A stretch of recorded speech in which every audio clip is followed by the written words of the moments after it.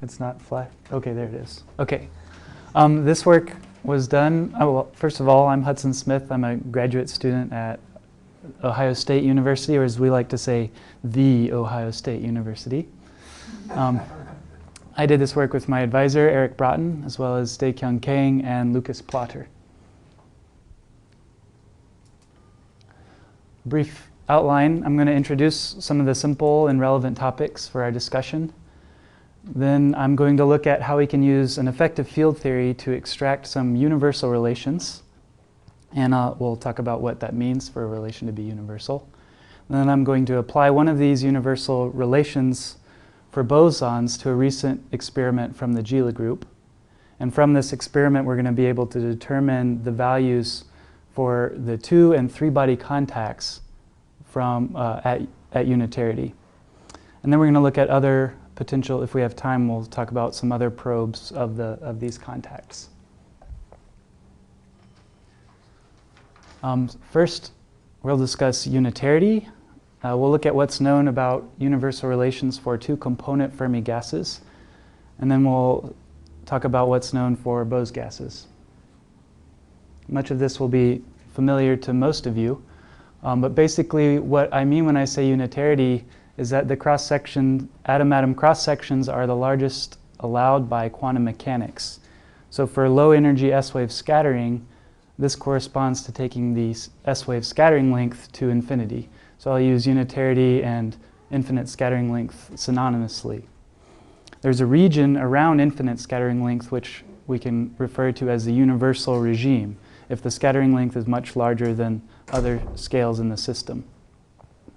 And as you know, this S-wave scattering length A can be tuned by the use of a Feshbach resonance. And here you can see a parameterization of the scattering length versus the magnetic field.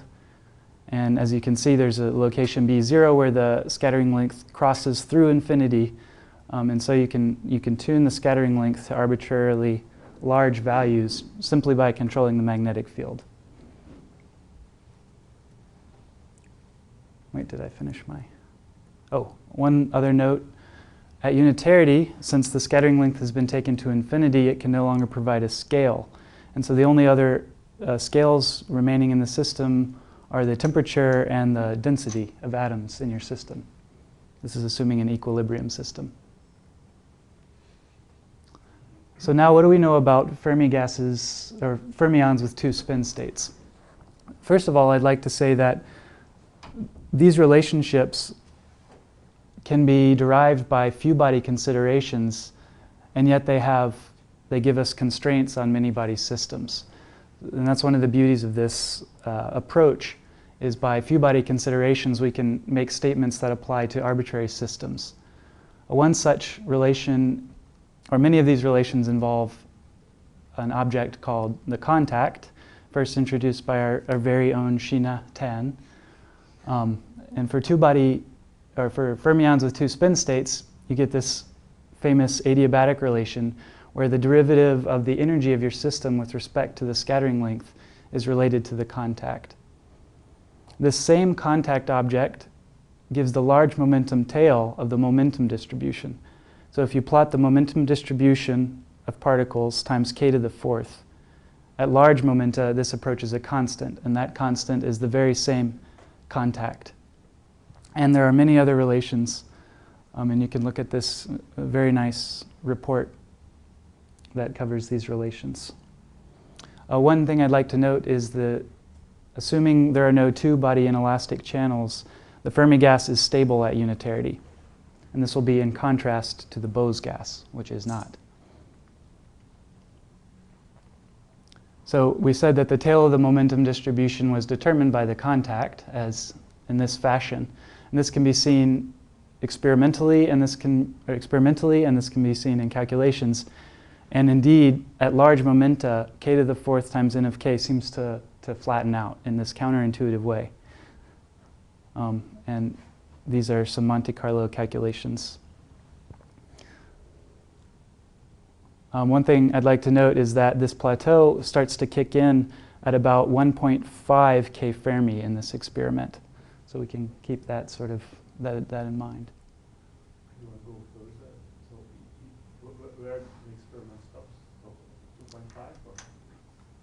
This experiment, I think they don't trust it very far beyond 2.5. But did they have the data points? I'm actually not sure. I haven't interacted very much with this particular experiment.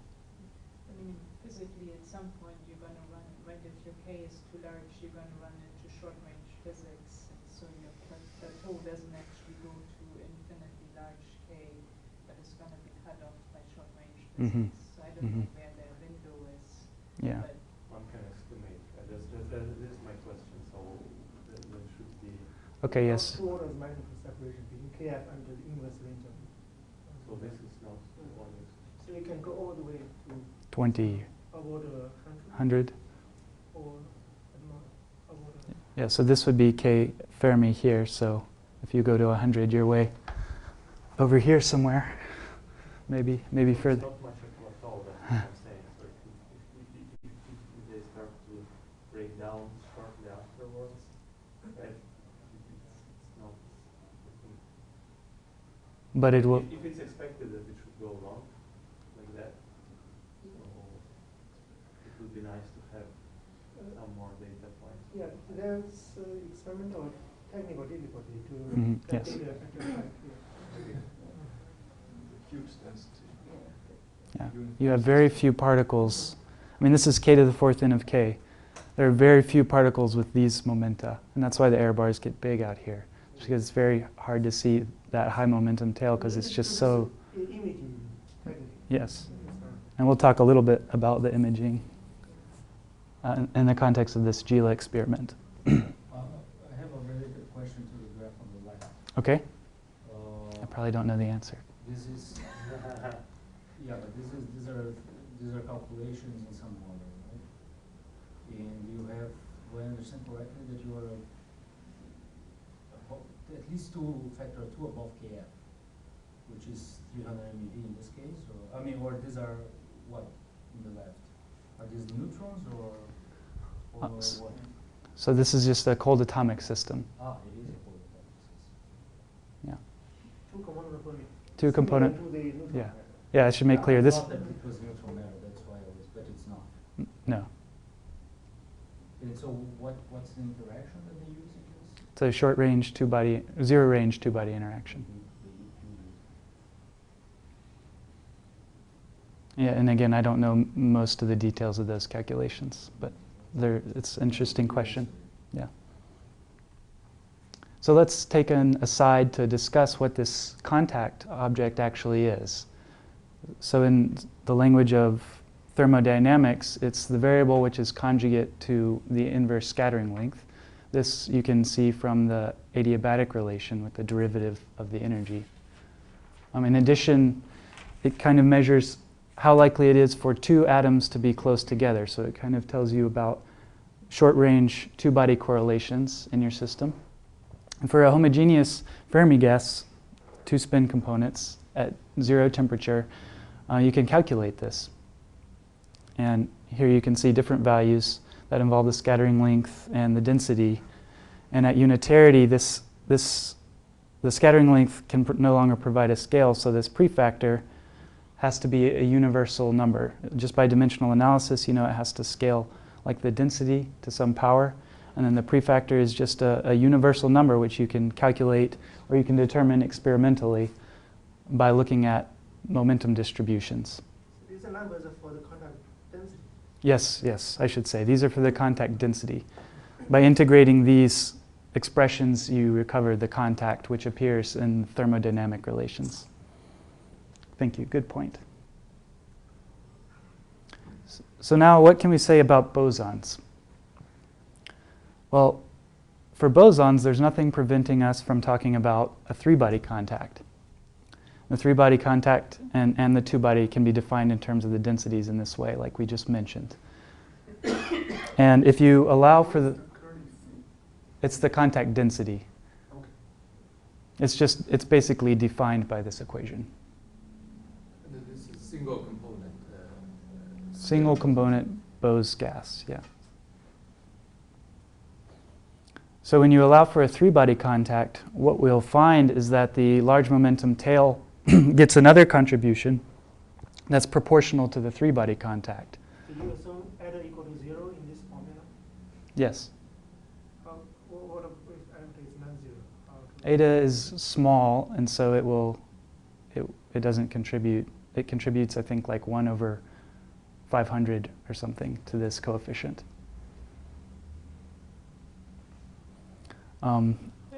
These numbers, A, S0, and phi, are known universal numbers. Here they are.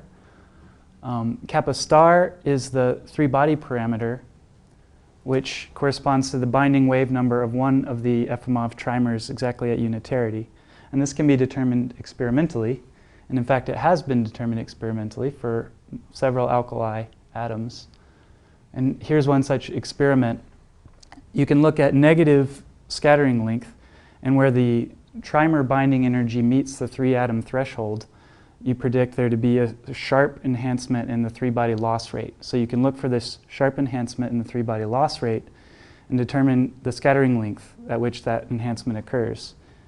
And the scattering length is universally related to the binding wave number Kappa Star by this number minus 1.5 and so on. So by finding this resonance, you in effect find Kappa Star. And so for rubidium-85, which the experiment we're going to be talking about is with rubidium-85, you get about inverse 503 Bohr radii. One thing to note is that the three-body loss rate for bosons scales like a to the 4th power in the dilute limit. So if you extrapolate this to unitarity, where a goes to infinity, things look really bad. Of course, you can't extrapolate to infinity because the cross-sections will be unitarity limited, but you would naively expect that the loss rate will be very large at unitarity. So this has discouraged experimentalists from looking in this region, in part. So again, as we began to discuss in the introduction, at unitarity, if the temperature is 0, the density is the only dimensionful scale in the system. Now, there's a caveat here. I'm assuming the log periodic dependence on Kappa Star is weak. There is some precedence for this in other calculations. But we can make the assumption that the log periodic dependence on Kappa Star is weak. And if that assumption is wrong, then we should fail. And that's sort of a self-consistency check. So at unitarity, if n is the only dimensionful scale in the system, we can go ahead and write down expressions for the contact densities. And they just are set by dimensional analysis, and they will have some universal coefficients. Integrating these over space, you get these expressions. The expectation values mean average over the trap. And again, I'll stress that alpha and beta have to be universal numbers because there are no scales remaining to make them functions. So they're just universal numbers. So now I'll introduce the effective field theory, which we use to derive these universal relations for bosons. I'll show you the Hamiltonian. I'll show you the two-body scattering amplitude just because we'll use it. Then we'll look at what the 2- and 3-body contacts are within this effective field theory. And then we'll see if we can go through some of the steps required to derive the tail of the momentum distribution in terms of these contacts from the effective field theory. So it's my goal that by the end of this you could all go home and do it yourself if you wanted to. But I hope that you don't, because then I wouldn't have a job. So here's our interaction Hamiltonian. There's a 2-body interaction and what will be an effective 3-body interaction. The size represent atoms in the cloud, so we just have one type of field, which represents the bosons. In terms of an explicit momentum cutoff, G2 and G3 have these values. You see G2 is related to the scattering length, and G3 has the scattering length in it as well as H. Now H is a log periodic dependent function of this cutoff. So here's the scattering amplitude, very large. and we'll be using this later, so you can find the scattering amplitude just by solving this simple integral equation. So now how can we, within this effective field theory, define the contact objects? So we'll begin by looking at this adiabatic relation that we wrote down for fermions. We look at the derivative of the Hamiltonian with respect to the scattering length. When you take this derivative, well, let's for simplicity assume there's no three-body interaction now. The three-body calculation is very similar. It just has more complicating details, but we're going to assume that that G3 parameter I wrote down is 0. If G3 is 0, the only term in our Hamiltonian which depends on the scattering length is G2. And so we can very easily carry out this derivative, and this is what we get. So then I can take expectation value of both sides and integrate over all the space, and we get an adiabatic relation. The derivative of the energy with respect to the scattering length is related to this factor and this expectation value. And we can choose to call this quantity within our effective field theory the two-body contact. You could argue there's some arbitrariness in this factor of 1/4, but we'll see that by this choice, the expression for the tail of the momentum distribution agrees with the result for fermions. So this is sort of a convention, but I think it's a good one. So your G3 also depended on G2, which in turn depended on A, right? Yeah, But you don't get this here. So because I've set G3 to be 0, and just for pedagogical reasons. Okay. Yeah, when we do this in full, and I'll show the results in full, but I won't show the derivation in full, you have to include G3. And when you do that, of course, like you were hinting at, this derivative will act also on G3. And so your definition of the two-body contact will also include terms that come from G3. And so the two-body contact gets modified in a way that I'll show actually on the next slide, I think. So good question. So then to extract the three-body contact, one can kind of take this procedure as a template, but now look at the variation of the Hamiltonian with respect to Kappa Star, this Efimov parameter, where we hold A fixed, and kind of use this expression to define our three-body contact. And when you do this, you get these expressions. So when you do it for the full theory where you have a non-zero G3, you get these expressions. And these, again, are the contact densities. So to recover the contact objects, you need to integrate these over all of space. So yeah, as you can see, like we were just saying, in addition to this term, which I showed you explicitly how to get, one gets this term. And it's not too complicated to get this. Yes, So the because products. usually the usual term is finite only because there is a combination of G2 squared and the expectation value. So that's the same work. It's the same kind of cancellations that make this whole object finite. What I'm not showing, yeah, this is a function of lambda, Yes, and this combination turns out to be finite. Or this combination, along with this expectation value, is a finite object. So does it require here it has to be three-dimensional space? This phi is in real. Yeah, so there's three-dimensional spaces kind of built in a few ways, partly through the dependence of the cutoff, or of these couplings on the cutoff. Will depend on your dimensionality. So there would be no three-body parameter. Yeah, they're in there. Yeah. So in the realistic, say, system, I also have kinetic energy and one-body interactions. Yes, this, for instance, these atoms, this phi field, could be inside the potential. Yeah. So we've assumed homogeneity. We've assumed there is no external potential. But if I have a one-body interaction terms, it seems from. You mean like mass terms, or it can it? just disappears, stay down. Well, Or they won't appear in the definition of the contacts. They certainly affect what the values of these expectation values are, but they don't appear in how I define the contacts, because there's no A dependence in the one-body terms or the kinetic terms.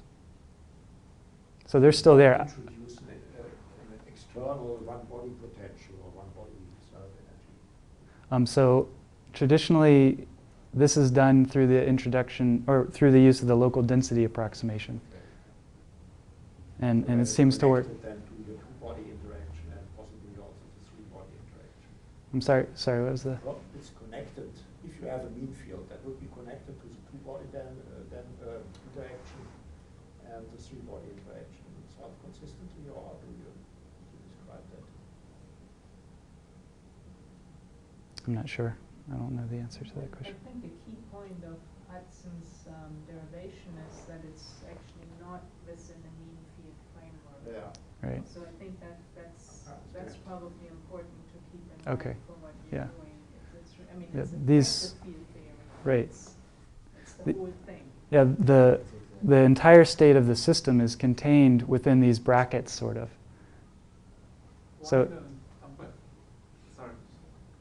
In principle, you could have a complicated, very complicated mini-body state here. Right. And there are the complications are in, so to say. Yeah, they're hidden. Yes. You said that you're doing this for homogeneous, so if I to just to get a number in the ballpark, I threw away the three-body parts. Then I have simply this first term. Then it's dominated. If you have a condensate, this first term is dominated by the mean field. I mean, the other quantum fluctuation is very, very small. Mm-hmm. So that means I could use the first derivative. So like in the dilute limit, yes, you can do this calculation. dilute. And you can actually calculate what C2 is, and I've shown for fermions at least what C2 is. And so, yeah, in the dilute limit, that's a useful way of thinking about things. But in that case, you could factorize the first term. Then Yeah, it'd just be the distribution squared, the particle distribution squared. that is what the mean field limit Yeah. defined as. Can you factorize it? Because if you find the contact, the density combination diverges like 1 over r squared. Small distance. Well, that is figured out. If you have good mean field picture, it doesn't matter. Here is the local. It's a long It's a local. Anyway, it's a contact interaction. Yeah, it's a local. So sorry to ask another question. You showed in the first page this contact is defined as the derivative of the energy. Yes. Of the energy. This is the total energy of the system. Yeah. So Mhm. suppose there's another way I could calculate the energy. Then using this relationship, I could. Extract. Also. Yes. Yeah. Yeah, that's true. You don't have, yeah, this is maybe a good way to extract the contact, and I don't know if experimentally this has been done. Sheena, do you know? Yeah, I think the Euler group is. Extracted the contact by varying the scattering length and measuring the energy. Okay. Why there's no independent three-body parameter in an expression of the contact? Because our three-body parameter, when we renormalize, becomes simply a function. Well, I could argue there is an independent three-body parameter, and it's Kappa Star, but which appears in this log periodic function of lambda. So, Okay. yeah. So, yes. So, yeah. Good question. Am I back to where I was? Okay. So, like we've said, these are finite objects, and while the expectation values have cutoff dependence and the coefficients have cutoff dependence, overall they have to be finite. We've already talked about state dependence. Okay, so now let's look at what we can say. Just one more clarification question. In the C2, are you saying that each term is cutoff independent or the sum? Each term is cutoff independent. So the cutoff is introduced as a renormalization scheme. Yes, it's just a choice of renormalization scheme.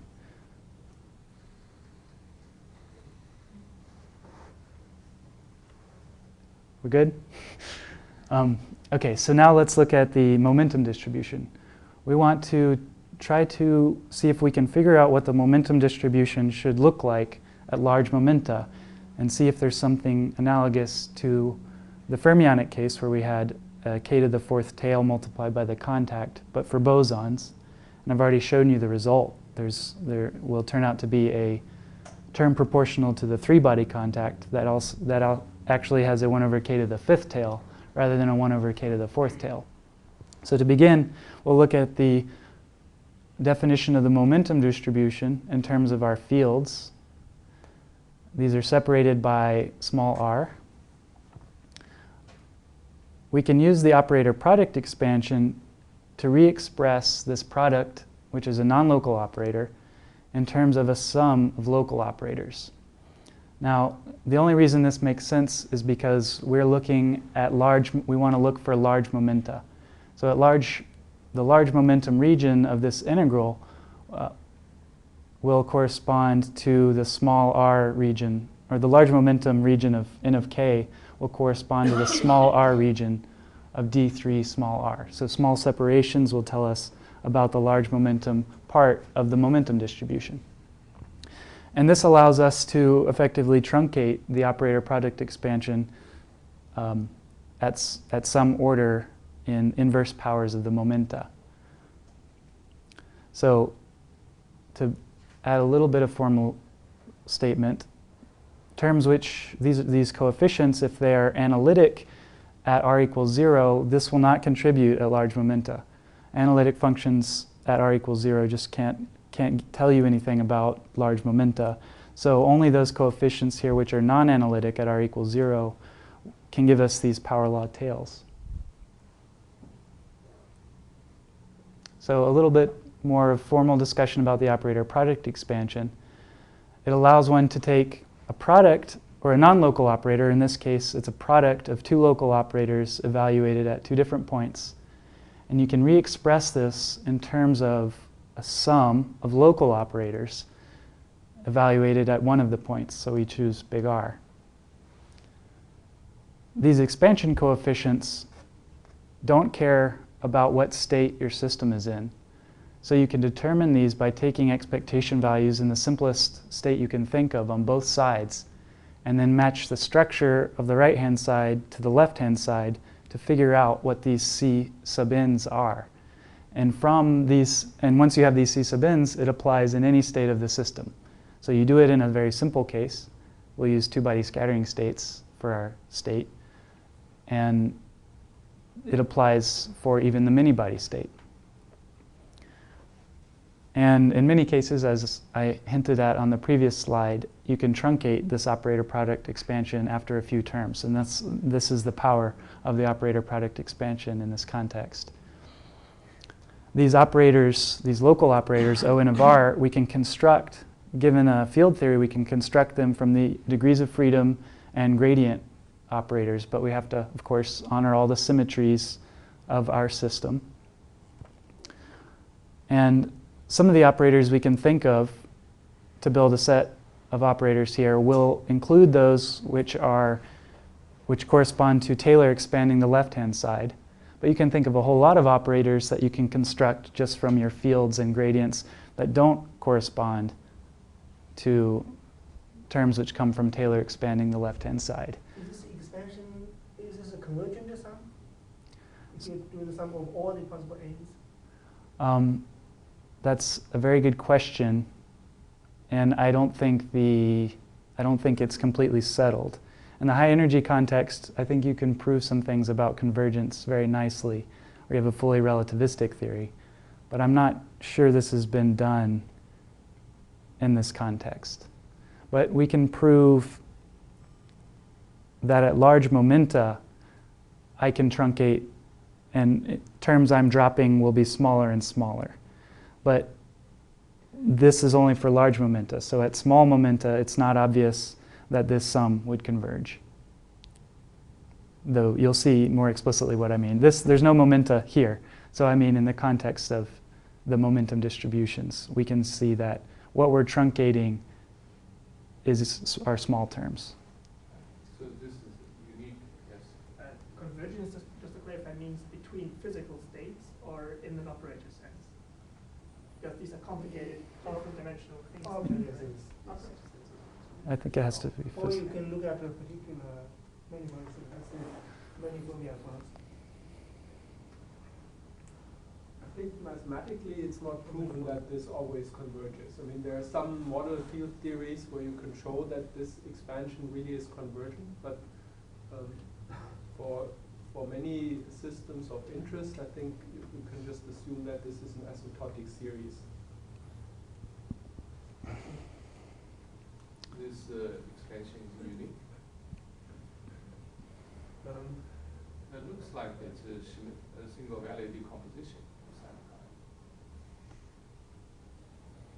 kind. Unique. So assuming your operators are on the right hand side are linearly independent, yeah, they have to be. It has to be unique.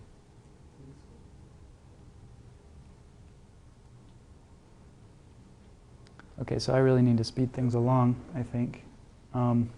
So let's look at the left-hand side of this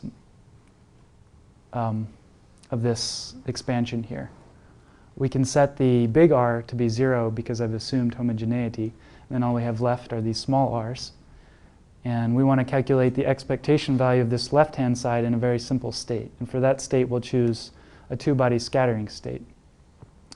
So the operator here, I'm choosing to represent as two circles that are separated to denote the separation in R, where momentum kind of flows across the gap. And these are the diagrams which contribute, and this blob is the two-body scattering amplitude, which I showed you before. And when you add up all these diagrams, it's nice and finite, and you get this expression. Notice the momentum structure. Oh, I should say P squared over m is the incoming energy of the two lines. So it's P squared over 2m times 2. Yeah, so there's momentum structure in the argument of the scattering amplitude in the denominator and here in the exponential. So we will use the momentum structure to match from the left and right hand sides. So now let's start working on the right hand side. I'm sure you've all thought of lots of operators we need to calculate the expectation values of so far, but let's just start with a very simple one. The first one I thought of was psi dagger psi evaluated at 0, at small r equals 0. You can do this, it's pretty simple, and this is the expression you get. And this looks a lot like the expression on the previous slide, except it doesn't have the exponential. So we say that this operator corresponds with the first term from the expansion of the exponential, the 1 term. And so we can kind of read off the coefficient by comparing this series with the series from expanding the exponential at small r. And when you do that matching, you see the coefficient of this term in the expansion just has to be 1. 1's an analytic function of r at r equals 0, so it's not going to contribute at large momenta. So let's consider a much more interesting operator, our two-body contact operator. This is the one we got when we assumed there was no three-body interaction, just for simplicity. You can calculate this expectation value. Of course, you have to use two-body scattering states because that's what we used on the left-hand side. And you get this very simple result. Notice there's no momentum dependence in the denominator, so apparently this corresponds with the next term in this expansion. So matching coefficients on the left and right-hand side, you can read off that the C sub n for this operator has to be minus r over 8 pi. The absolute value of r at vector r equals 0 is not an analytic function. So this can contribute at large r, at large momenta, I'm sorry. Okay, so I only showed you two of a huge number of possible operators that we need to match. But the point is, a lot of them will correspond to Taylor expansion of the left-hand side. All the coefficients of those operators will be analytic in small r. And so none of them can contribute at large momenta. For example, we found that the coefficient of this guy was just 1.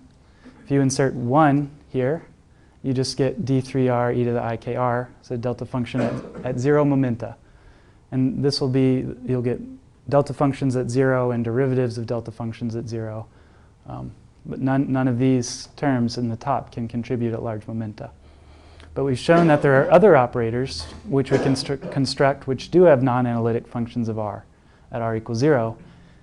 And these terms can contribute at large momenta. So if we insert this operator into this expectation value, and we do this integral over small r, we see we get a 1 over k to the 4th tail.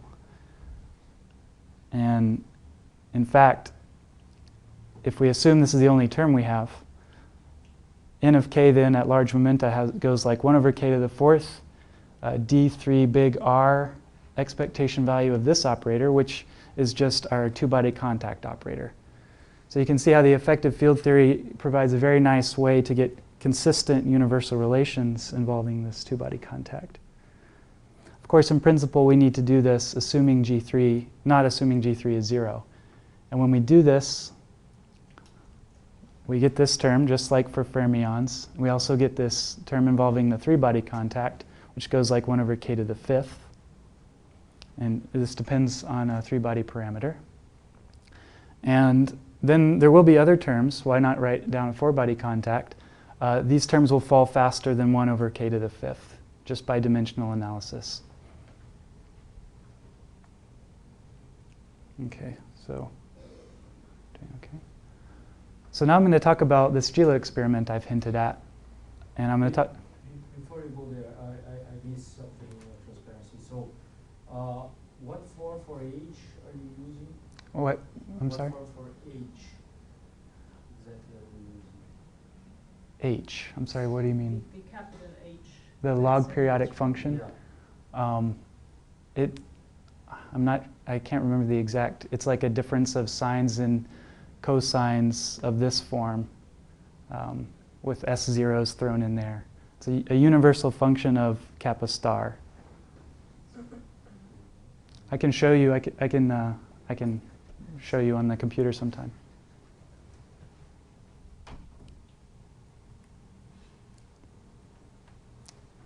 All right, let's just get to it.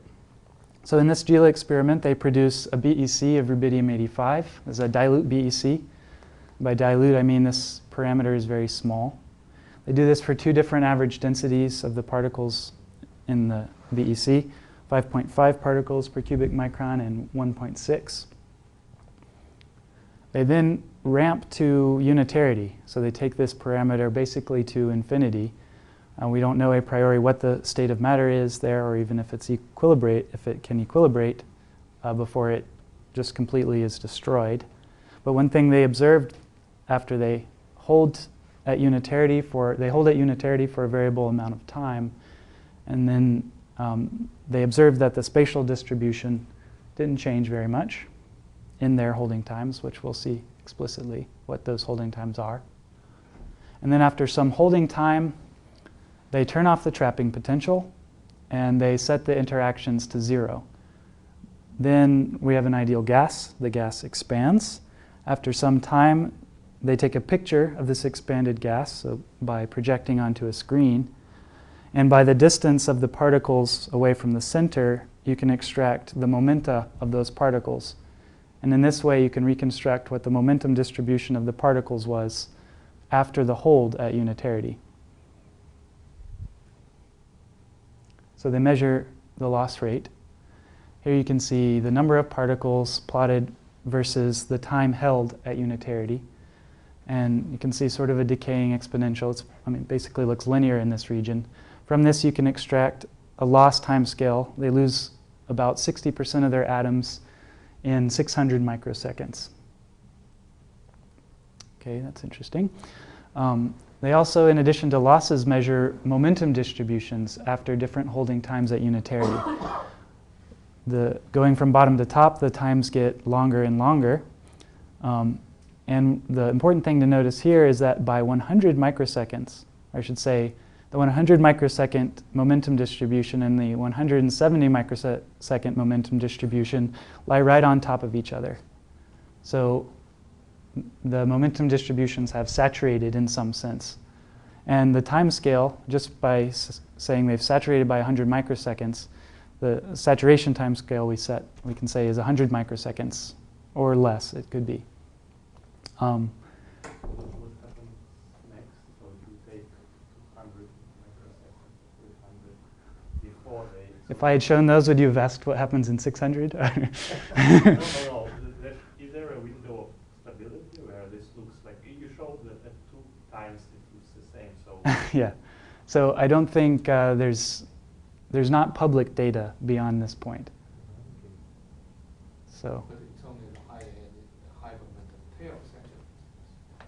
Right. So if you look in here, there's still some problems. But we want to study the high momentum tail, so maybe it's okay.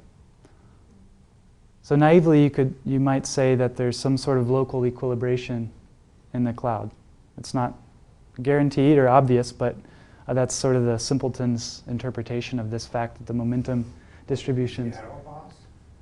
They don't have error bars. This is atomic. Yeah. This is a landmark experiment. I mean, no one has done this yet, so we should take it for what it is, and hopefully better experiments will be. Is there any normalization this distribution should satisfy or something?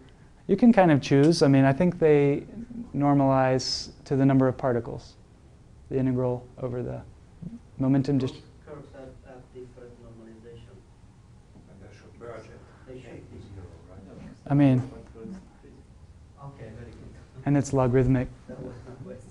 inside, yeah.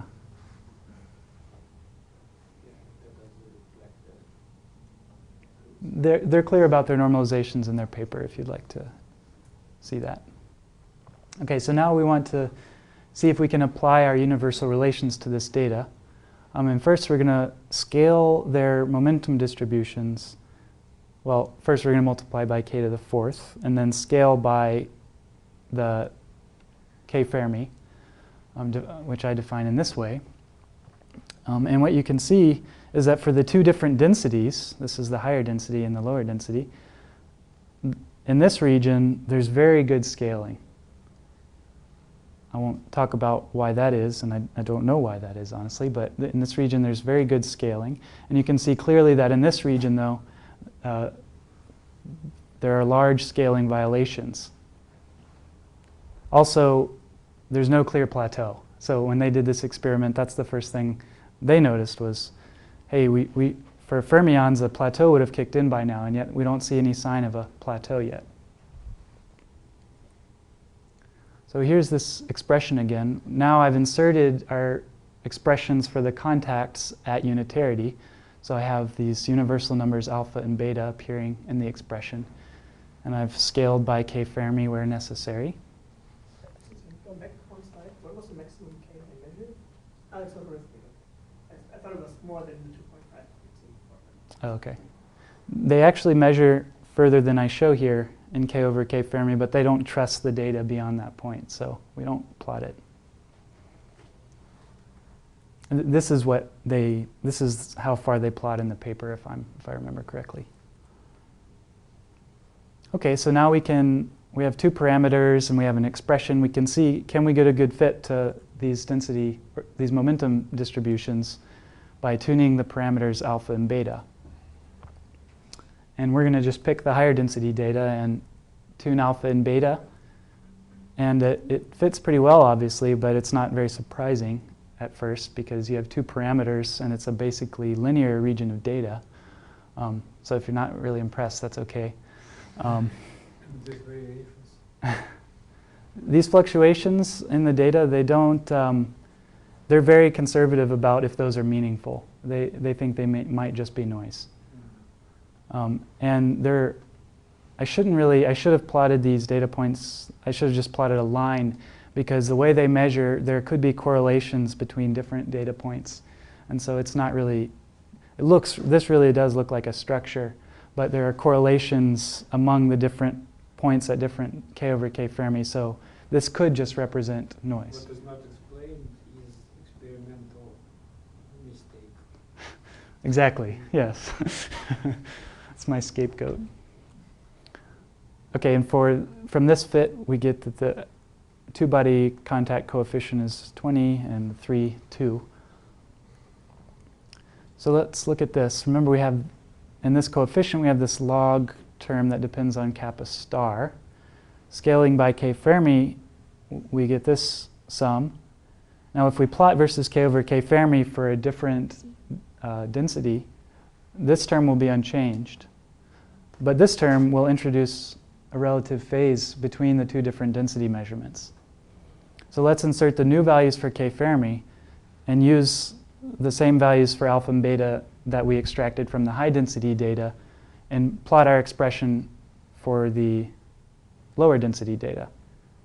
So there's no fitting in this. There's no fitting in this second curve, and it seems to do pretty well.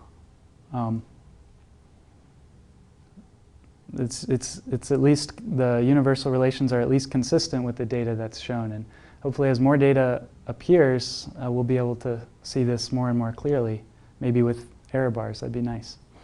So the curve is not scared, just your result. It's just our result. It's given alpha and beta, this from this curve, this is a prediction without any fitting. So it's only the KF effect which we see. It's only that. So yeah, this shift is just due to that log of K Fermi over Kappa Star being different for the two different distributions. What is the line? This dotted line is, so we've extracted, from this you extract the parameter alpha, which is the coefficient of the two-body contact. And here we just plot the value of the two-body contact. So at very large momenta. So most effect comes from three-body contact. Yeah. So it's the three-body contact which is driving this below. So which, More slope and radius. yeah. So the reason, yeah, we can. Since you have, I'm sorry, maybe you should first answer and then I'll ask. Well, I think it's clear. Yeah. So Yeah. since you have more structure in these data, and there could be contributions from the four-body contact, which would have one more power of K suppression, but could it be that some of the structure comes from something like this? I don't think so, because I think the four-body parameter is going to depend also log periodically on Kappa Star, or the four-body, I'm sorry, not the four-body parameter, the four-body coefficient in this distribution will depend log periodically on Kappa Star, and the periods of these oscillations are very large on the scale of this experiment. So I don't think you're ever going to get fast wiggles, very fine structure like that. When you do the fit, what is the error bar of the fitting? Not It's about 10%. 10% for both alpha and beta? Yes, for both alpha and beta, which is an extreme lower bound on the errors, because we don't have error bars for these experiments, but we Just the fluctuation of the data points. yeah. If that is fluctuation, and this is some kind of measure of the error bars, the experimental error, then the 10% is very small. So these two different color means different time, No, different densities. different densities. So on this plot I show.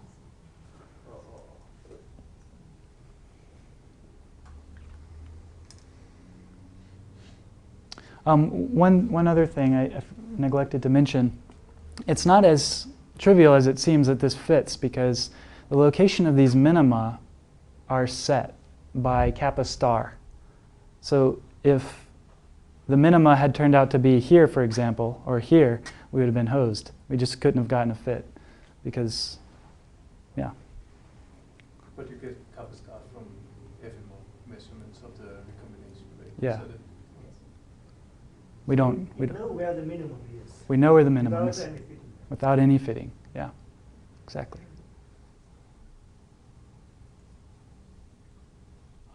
Okay. But the four-body states, they're also controlled by Kappa Star, but there are numbers in front of that, right? So if you insert that in your cosine, couldn't you get something that has a different period? And it's like changing S naught in the end. Okay, I buy that.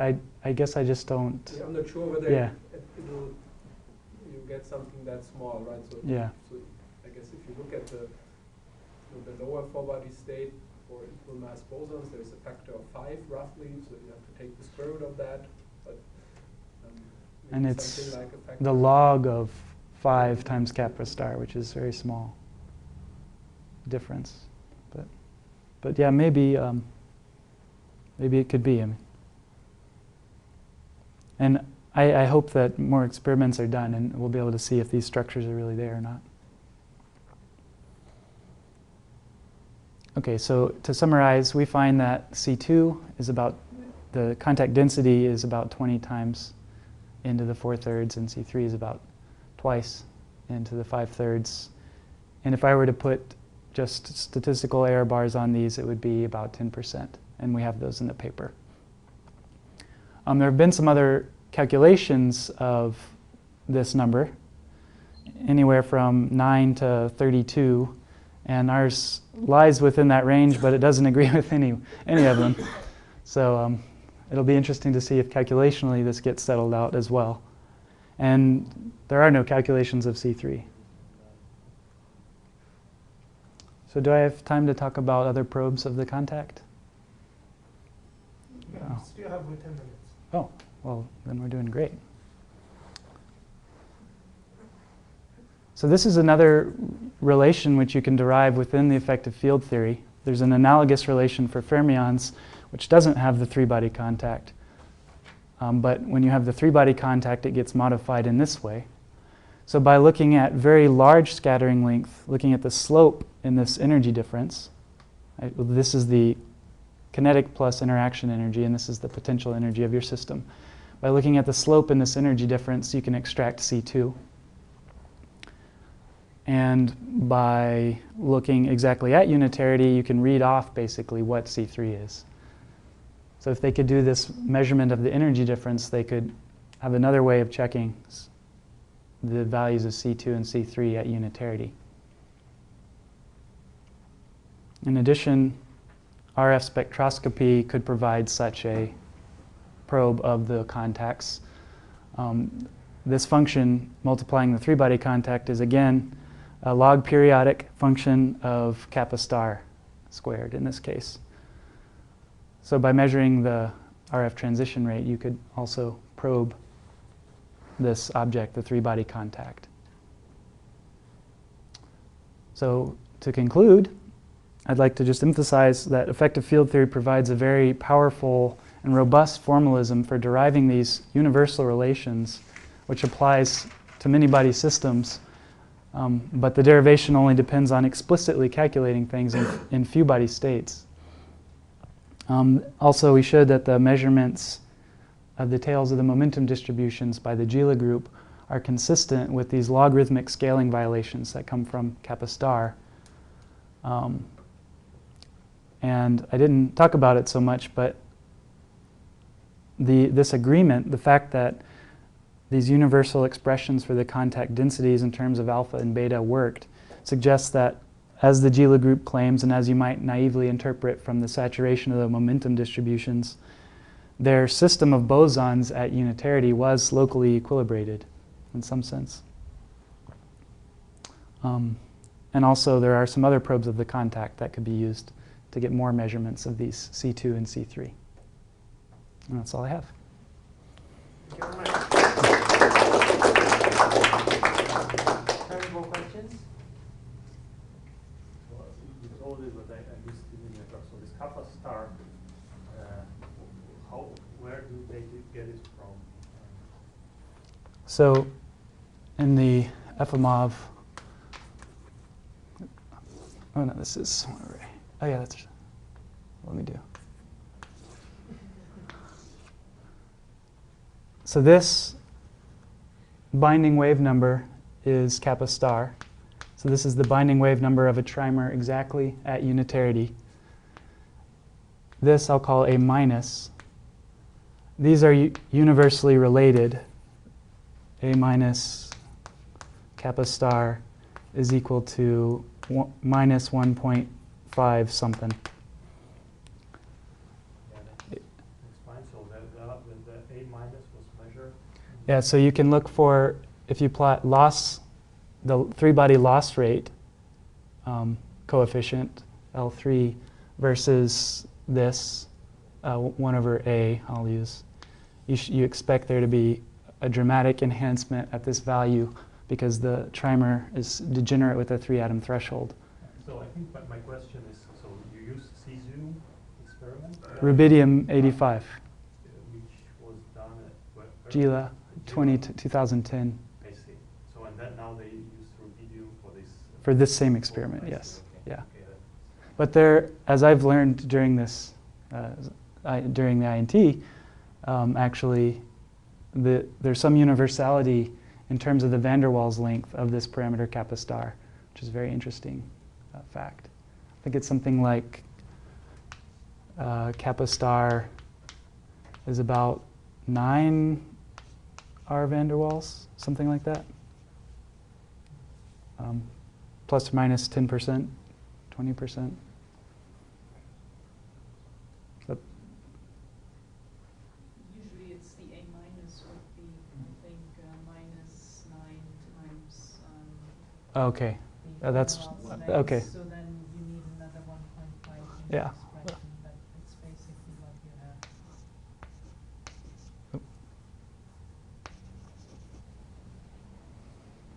That's a 9.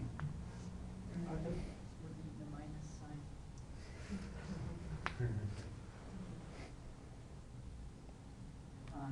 So I have a question. If you, so you write your expansion for n to the kappa fourth, and then you include only 2 terms. What if you include larger terms? What, or what the difference would make? Like, what do you estimate?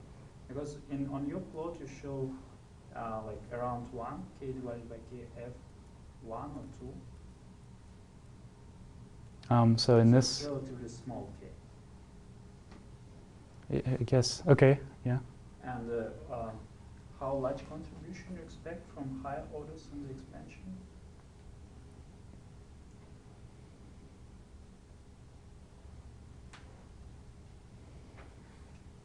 So I see your point. You're saying if we're at large K, well, since we're in this region, my argument that the suppression due to higher, I say these terms fall faster than 1 over K to the 5th, but if we're at small k, then this isn't a suppression, this is an enhancement. Is that Well, sort it's of an your, enhancement or at of least, sense. yeah. So I'd say that if we're in such a region, this expansion doesn't make any sense to begin with because of how we truncated the operator product expansion.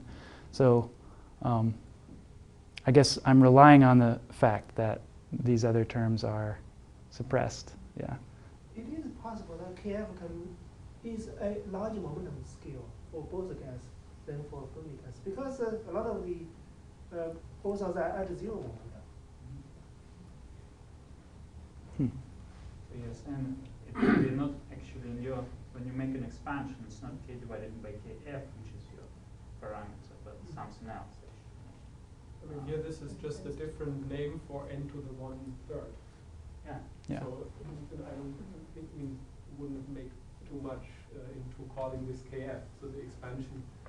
Oh yeah, just okay, put yeah, the density yes, to the 1/3 power. that's true. But isn't Artem's point that k over kf is the order of 2 and But in his curves, you see that the 3-body contribution already. I mean, so if you put, so you see that if you go Oh. where you see that the oscillation already has gone down quite a bit. I mean, from this you can estimate, and then it's the same question: is the 4-body, does the 4-body contact contribute here or not? Well, they're already lucky. They can describe. Stop while you're ahead, maybe? No, they're good questions. So yeah, what did they say in the paper? What is the reason that the lifetime is so short? It's 600 micros. Yeah, this is a. I'd say that you say short. Yeah, it's very short. Well, you have all sorts of inelastic loss channels that are enhanced near unitarity. So cluster formation. Compared to the Fermi type. Isn't that just 3-body recombination? It's just a plot. Yeah, so you can scatter into this. 4 atoms can come together, scatter into this trimer, go out with large kinetic energy. Or a trimer goes out in an atom or some other complicated combination. I think you can really turn this around, just like Sheena said. The surprise of the experiment is that on that time scale you also do reach local equilibrium. cesium, what was lifetime of the cesium? There were not any limits of emission. Oh, yeah, you're right. So, Yeah, that was a thermal gas, right, in Rudy Grimm's experiments, so they were above, slightly above condensation temperature, so. The higher the temperature, the longer the life. Yeah. Other questions? If not, let's thank the speaker again. So we need either maybe for lunch. Right now. 11 minutes ago. What is the time for discussion? Thank you. Well, we will meet at 3:30 for the